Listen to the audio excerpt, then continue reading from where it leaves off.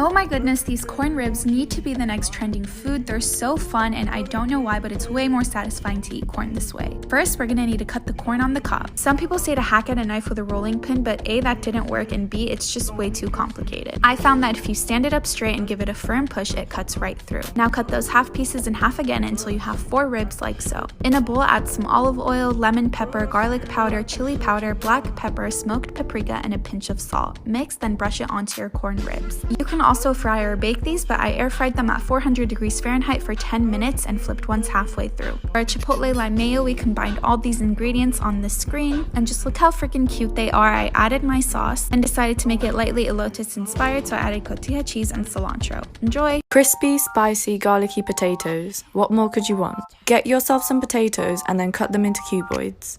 Cut into 1 centimeter thick slices, then cut horizontally, flip, and then cut diagonally. And how cool does this look?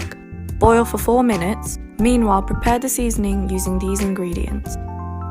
Give it a little whisk and coat your potatoes. Sprinkle on some parmesan halfway through, and when done, you should be left with these crispy, fluffy on the inside potatoes.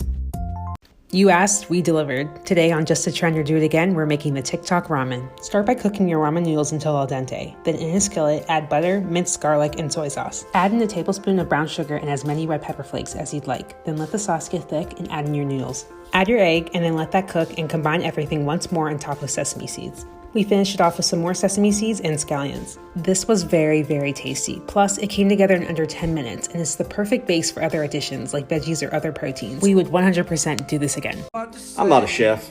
I'm actually a male nurse. I just love to cook. I had to get in on this pizza Babka trend before it gets too hot. I've seen a lot of good videos so far, but most of them are just pepperoni. And in this house, we require all the meats.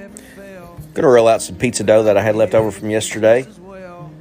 Then we're going to add some bacon, some Italian sausage, some ham, and then our pepperoni, mozzarella, and provolone cheese.